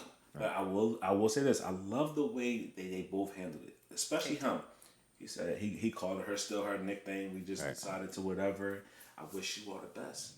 That's when you know it's still love there. Right. And it invites and opens the door for reconciliation once you see, damn, my emotions was playing heavily on my mind, and I thought I wanted this, but all in all, I just wanted that. And now that they got the time to, or now that I see the true thing about being apart, maybe I can come back home. We can figure it out. I think this is a slippery slope because even in the breakup, you're still not getting the time with him. You still not. You're not. So you. That's why I be trying to understand. Like, all right, you breaking up, but what's your ultimate goal was to be with me, right? Right. Why are we breaking up then? Let's figure it out. I'm always on the figure it out tour. Can I ask a question? And I might get in trouble for this, but I don't need to ask both of y'all. How was Joe Smith's wife disrespectful? My nigga, let's not even start with this. My nigga, didn't we already talk about this? Girl down there fucked everybody since she came out. She didn't fuck nobody though. She been out here. But she didn't fuck All right, nobody. this the thing. But This the now, thing. I don't mean to cut you off now, but let me Didn't just fuck say nobody. this. But now she on a fucking world tour talking about all the niggas that she done fucked and sucked and kidded. Like this She This never one- said nothing about nobody that she fucked. Yeah, Kid and play. play. She said That was before him. No, but I'm just saying, why are you going on a world tour? You're fucking married. Yeah. Why are you sitting here talking about the niggas and Kid Dick was Kid Dick was so good. Like that's Wait a minute. out of pocket. Wait a minute. I can't talk about my past? Listen. Come on. I'm answering the question. Yeah, I'm answering the Nah, he's question. not letting you do that. Answer the He's question. not letting you do that. Did I let you talk about your past? He's not letting you talk You about can your talk past. about your past, but let me just say this here. She is compounding. She is compounding now on shit. She just layering she's it the Jada. fuck up. She's Jada She Pinkett just Smith. she just out of pocket. Jada Pinkett There's a actually point- fucked somebody. Yeah, it's just a point of disrespect. She didn't fuck nobody. She still didn't fuck nobody. Yeah, but it's still levels All right. of disrespect. You married, you going on TV massaging Cam and thinking it's funny and I'm a massage therapist. Stop I'm it. a massage Just therapist. She's a massage therapist. She got a business. All right. All right. So she's an OnlyFans entrepreneur. She's a massage She's a therapist massage- entrepreneur. She's all her and businesses. she's on a world tour about, all the whole shit she did back in the day. She was a which porn star. She can stand on that. So but would Joe Smith be absolved if he went on and said all the bitches he fucked when he was in the NBA? Why he should be able to speak on his past as well. That's what I mean. You can't speak on your past now because you get married?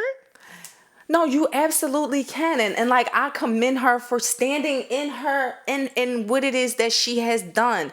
The problem is that it's continuous to Joe. Like this is your partner. This is who you are in a marriage with. This is somebody that you took vows before. Let's stay right there. God. Let's stay right there. When has she ever came on and said Joe is a piece of shit? Well, she ain't have to. Never said that. She's never said that, Nell. No, she's never said that, Nell. Don't she do didn't that. Don't have do to. that, Nell. Her actions- Don't do that, Nell. Don't do that, Nell. Don't do that, Nell. She didn't 'Cause have to. we know what it looks like when a girl does that, and she didn't do that. All right, she didn't have to. Every action that she's doing is saying this nigga ain't shit. Yes. Every action that she's doing is saying is a I person. have no respect. No, it's not a person who I have no respect. It's a person who I was hurt. I'm insecure. I'm acting childish. I'm acting out. But I'm not going to say she's outright disrespecting him. She's doing all the things that she's always done her whole life. As a wife, it's your duty and job to protect your home. The same way his So he job wasn't doing it. Anytime you put your man on a fucking silver platter for somebody else to fucking clown, that's disrespect. I'm sorry. We can agree to disagree there. But she serves him up. Every time she opens her mouth. Anytime you go to your husband as a husband and tell him we about He to didn't get-" openly, publicly do that. I'm not saying that was public. I'm saying that anytime you go to him and tell him we're about to be foreclosed on this home and you still sitting there playing PlayStation, Cool, get your OnlyFans popping. don't You be ain't mad gotta when I bust a fucking- move. Yeah. She could have bust the move and she could have fucking just kept it moving. All right, so now This is what I'm So saying. if you saying that, Women you taking act that, out. Women act out. We see it all the so time. women act out, yes. So you saying They do. all right, so what happened if he would have got he put his big boy pants on and he went out there and got him a job? Now he's away from home.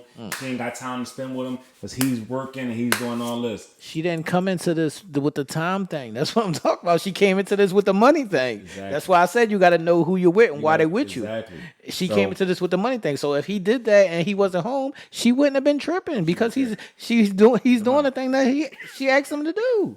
That's why I said so. Tell me the line where she disrespected him.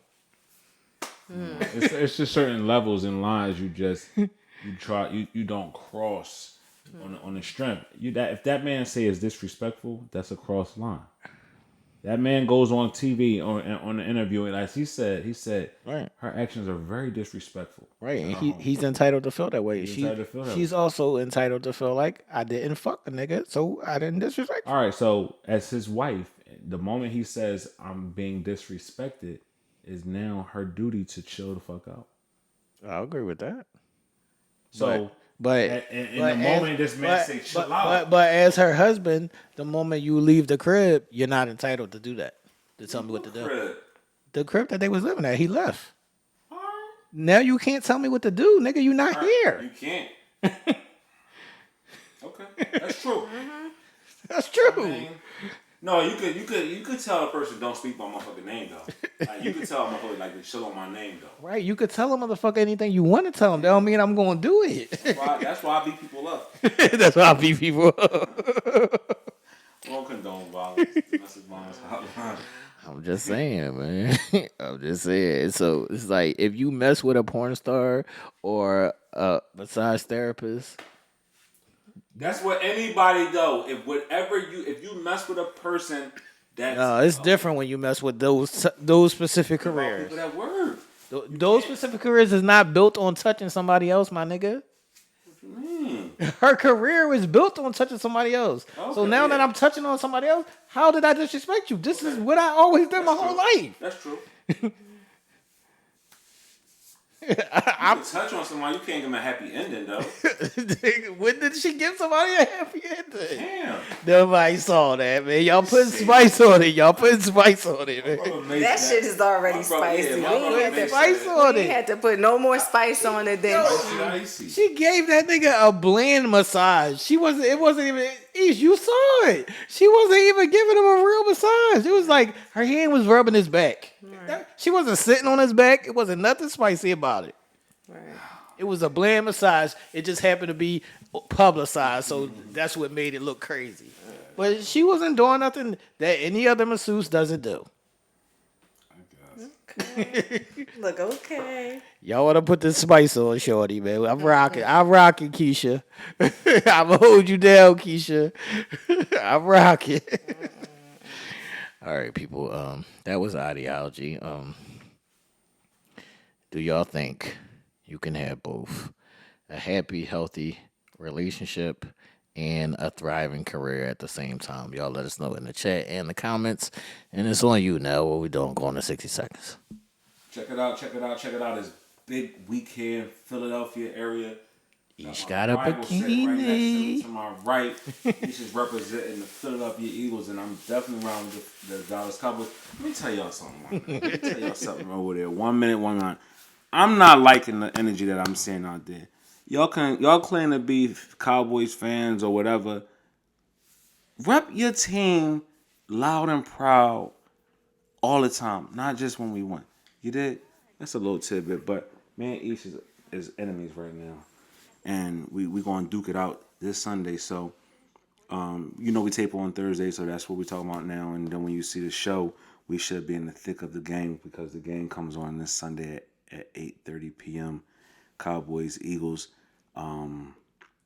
Let's see if the Cowboys can continue the Eagles' losing streak or if the Eagles will redeem themselves. And He lost one game. He said it's a losing streak. it is a streak. It is a streak to me.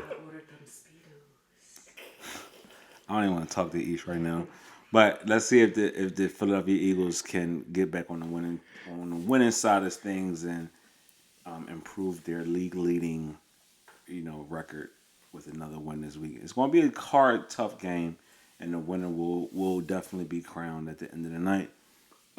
Thursday night news, which kicked off the NFL week. This is week 14 here. Week 14 with the New England Patriots playing the Pittsburgh Steelers. Let's give a round of applause. To Helen and AB's team. Actually won a game, and they are no longer 2-5. They are... Not 2-5. That's wild. I mean, not 2-5. I'm sorry. They are no longer 2-10. They are now 3-10. 3-10 is even wilder than 2-5. New England Patriots for winning tonight, 21-18, and improving their record to 3-10. And the Pittsburgh Steelers are now 7-6. Again, we got a real big week. Again, here, Dallas Cowboy, Philadelphia's big game. We got a lot of Eagles fans here in the chat. We got a lot of people that say they like the Cowboys here in the chat. So we got a big game. We all know what the bet is. Just to make it clear, hopefully by the time this airs on Sunday night, each will be having to wear a bikini on the Rocky Steps with a sign that says the Eagles suck. Yo, if I see Aisha, I'm going. I'll put it on exclusive content. Insane. If I lose, each has me wearing a Speedo with a sign that says Dallas sucks. So we're gonna figure it out, man.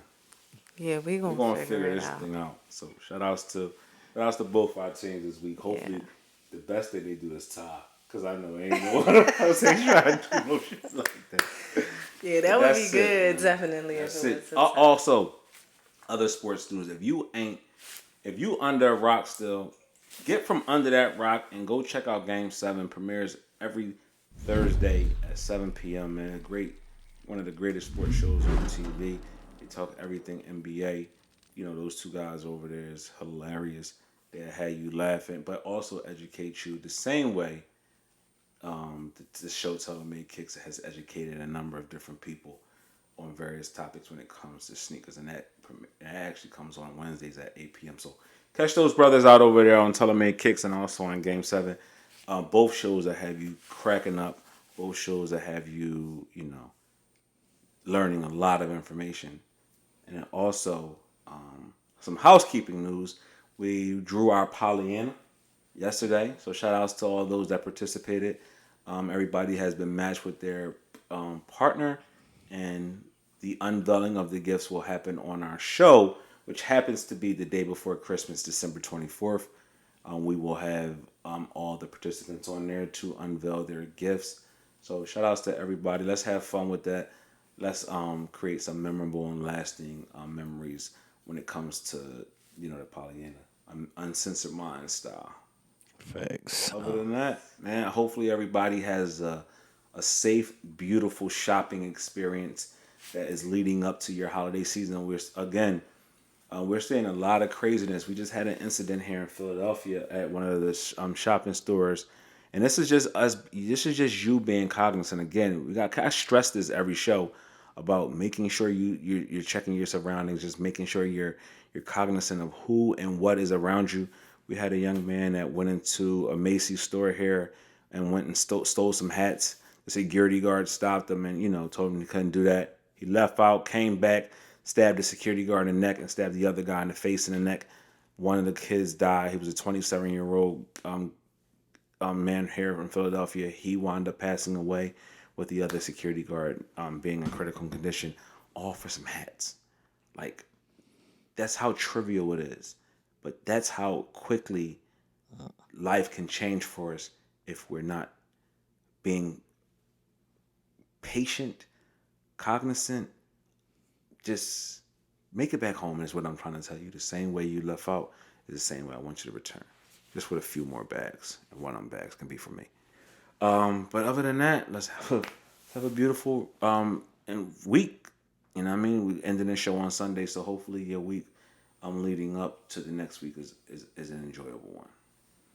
Episode 160, people. Uncensored Minds, the world's greatest conversation. Make it do what it do. Make sure y'all hit that like button, subscribe to the channel, all that good stuff. Live bell notification. We are out of here, people. Deuces.